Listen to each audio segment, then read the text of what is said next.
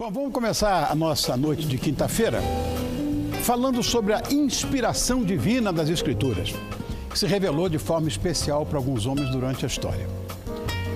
Toda a Bíblia é inspirada por Deus, mas isso não significa dizer que Deus a ditou, palavra por palavra.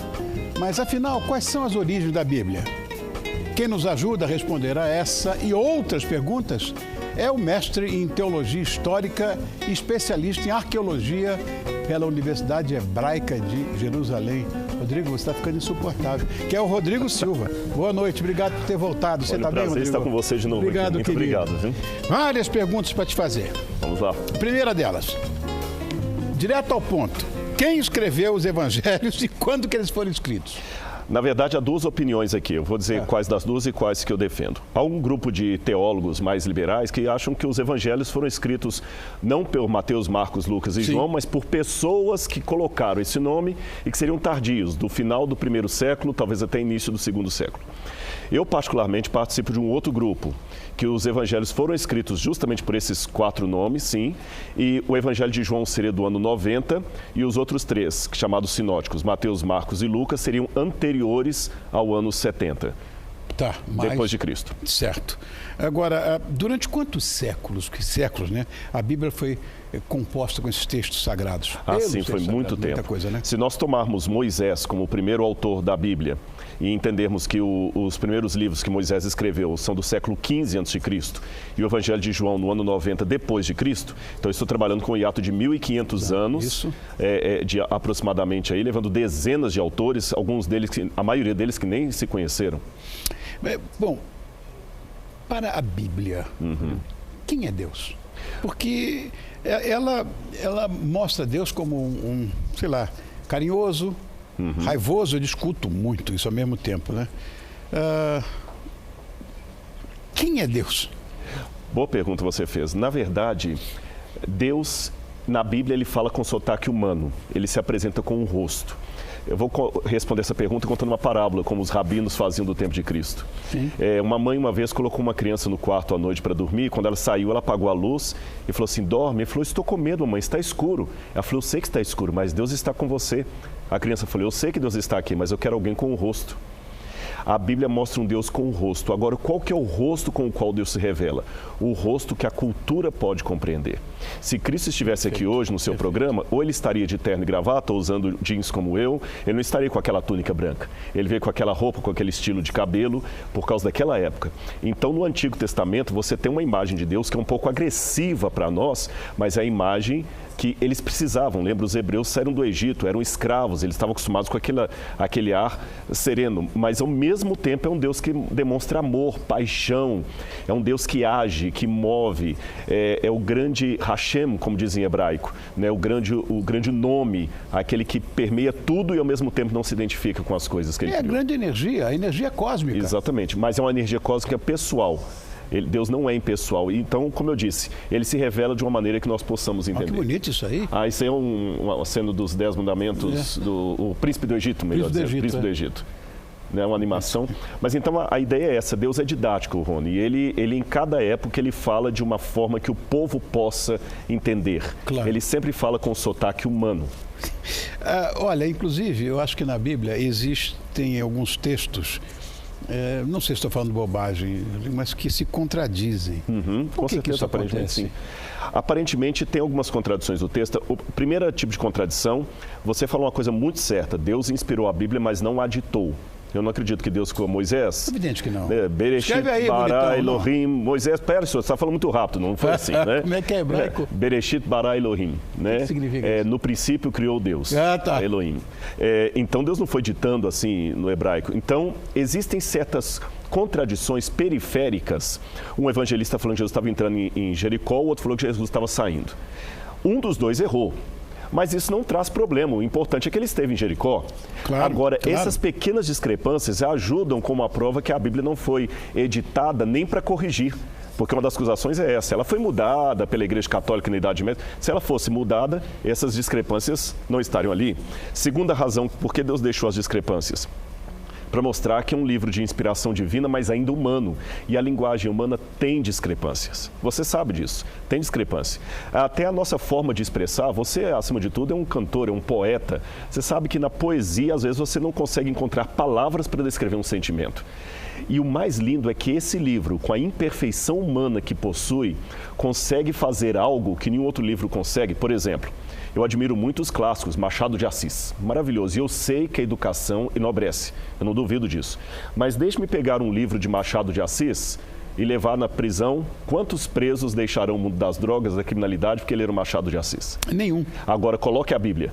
Vários se transformaram. Então você vê que é um livro humano, mas de origem divina. Então esse sotaque humano, ele é importante, porque é aí que está o verdadeiro milagre. Porque se ela fosse preparada para transformar pessoas, isso é óbvio, os melhores escritores a produziram.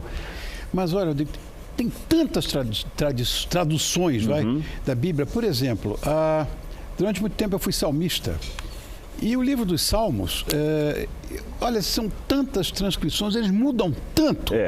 Que isso não confunde, não complica?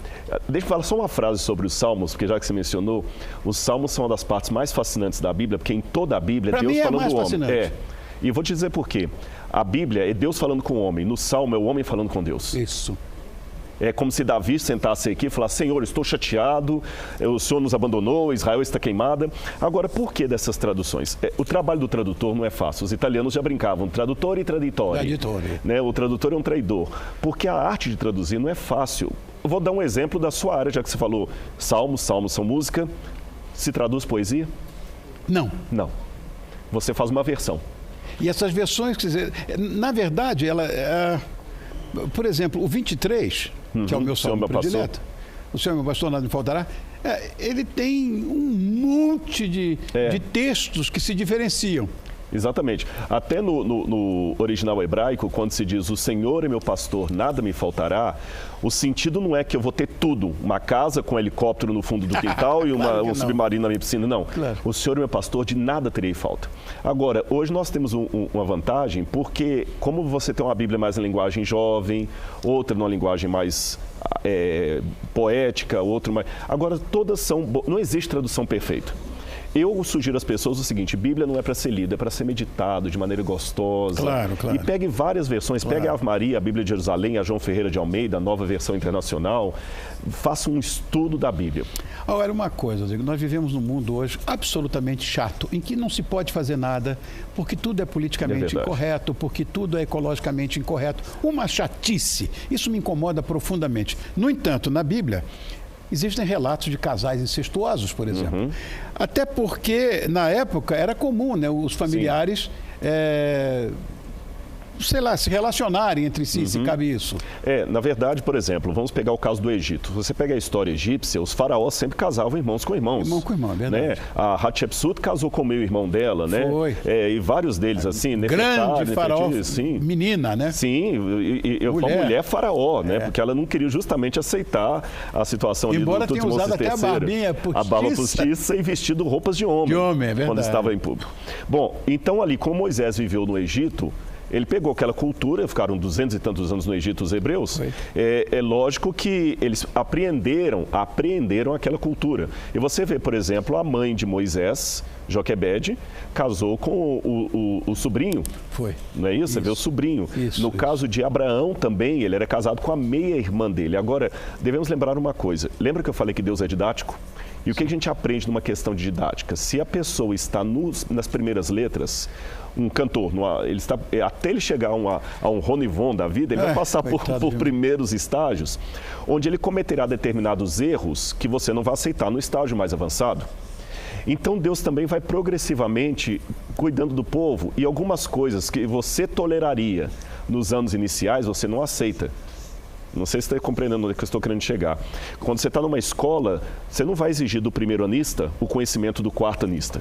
Você vai deixando, ele vai cometer alguns erros ali que são normais, lá na frente ele já tem que ter corrigido aquilo. Então Deus foi tratando com o povo assim, passo a passo, ensinando. Então algumas coisas, algumas práticas que Deus não aceitava, ele tolerava circunstancialmente por causa da ideia da época. E depois, com o tempo, ele foi corrigindo. Não somente isso, os homens tinham 2 mulheres. Depois eles falaram, olha, não é bom vocês fazerem isto, os homens tinham essas relações incestuosas, como você mencionou. A Bíblia não endossa tudo que ela descreve, isso é importante ser dito. Olha, é um livro histórico. Eu me lembrei que você trouxe aqui algumas coisas, algumas relíquias já, e algumas dessas relíquias comprovam, na verdade, muita coisa. Hoje é moda hoje no mundo inteiro, isso já aconteceu algumas vezes, a total descrença da existência de Jesus de Nazaré. É uma lenda e tudo. Olha, isso aí, claro. Por exemplo. Isso aqui é uma coisa muito interessante. E eu estou apresentando no seu programa, eu acho que em programa de televisão no Brasil, é a primeira vez que essas duas coisas vão aparecer. Opa, então porque fala. Isso aqui tem um mês que foi descoberto em Israel. Né? Tem um mês. Isso aqui é um pedaço de selo que foi escavado em Jerusalém, no sudoeste, perto do Templo Monte, onde provavelmente é o Palácio de Davi, Elat Mazar está escavando, e encontraram um pedaço de um selo real. O que está escrito aí? Aqui em cima não dá para ler porque está apagado. Aqui está Lamed, que é pertencente a em hebraico, e Shayahu, Lamed, que é Le, Nav, e Shayahu é Isaías. Pertencente a Isaías, pertencente ao... Parece que é a palavra profeta, faltou uma letra. Aqui está escrito Nav, se tiver Navi com o Aleph no final, que é profeta, só que a última letra está apagada. Então, assim, eu vou falar que existe 50% de chance desse ser um selo original do profeta Isaías. Uau! O que eu não posso afirmar com segurança que é? Duas coisas. A primeira parte de cima está quebrada e a última letra não aparece aqui. Está Nav, pertencente ao Nav. Falta o Aleph. Falta o Aleph. Então eu não sei se está escrito realmente Navi, que seria profeta. Então nós temos uma coisa interessante. Ainda que não seja o profeta Isaías, nós temos um nome de... Claro, né? Claro. Tem mais uma outra relíquia aí, Tatá, para mostrar? E esse aqui é mais interessante porque esse foi... Mas está escrito em grego. Esse é em grego. Esse aqui é em grego. Isso aqui, eu recebi a notícia disso enquanto estava vindo para cá. Olha! Exatamente. Então você pode falar para os telespectadores que estão nos assistindo que isso aqui é inédito mesmo. É o seguinte... Quando eu vim ao programa da outra vez aqui, eu fiz uma menção, você me perguntou sobre os papiros bíblicos e tudo mais, eu falei que o mais antigo que nós tínhamos era um papiro John Rylands, John Rylands porque está na biblioteca de John Rylands, mas ele é do 2º século, era do Evangelho de João. E que era muito importante, e eu não me recordo agora de memória se naquela altura eu mencionei para você a possibilidade de um achado do Evangelho de Marcos. Eu acho que eu falei, mas... Falou. Só que a gente não tinha ainda o papiro. A pessoa que descobriu não tinha autorização, porque tem questão de copyright, direitos autorais para fotografar, de apresentar em público. E enquanto eu estava vindo para cá, eu recebi de um ex-aluno meu que está terminando o doutorado dele nos Estados Unidos, a notícia que ele já divulgou o papiro. E aqui está o fragmento do Evangelho de Marcos, datado do 1º século. Isso aqui é uma prova que eu posso dar que os evangelhos são anteriores ao ano 70. É que você falou isso agora. Que eu falei, exatamente. E esse aqui é pelo menos 50 anos mais antigo do que o que eu mencionei no seu programa. Aqui eu estou vendo a palavra baptisei, que é a palavra batismo, está aqui 1, 2, 3, na terceira letra. Estou vendo. Baptisei, que é batizar, né? Alguma coisa assim. Nem eu li ainda, porque eu acabei de receber. Sensacional. Galileia, está escrito ali em cima. Então, eu acabei de receber isso enquanto estava vindo para cá no celular, falei com a Andreia e eu falei, olha, vou dar um furo de reportagem no programa do... Furamos, né? Esse aqui é um furo. Não saiu nem em revista, nem em lugar nenhum isso ainda. Rodrigo, só tenho que te agradecer, um prazer pedir que você volte aqui, mais, viu? Você tem voltado, né? Mas deixar sempre essa porta aberta para essas coisas que são fascinantes e eu gosto muito. E para mim é um grande prazer estar com você, eu admiro muito a sua pessoa e o seu trabalho. Obrigado. Olha, o Rodrigo Silva, ele é especialista em arqueologia pela Universidade Hebraica de Jerusalém. Socorro. Obrigado, Rodrigo, por ter vindo. Muito obrigado. Foi muito legal essa pauta. Obrigado mesmo.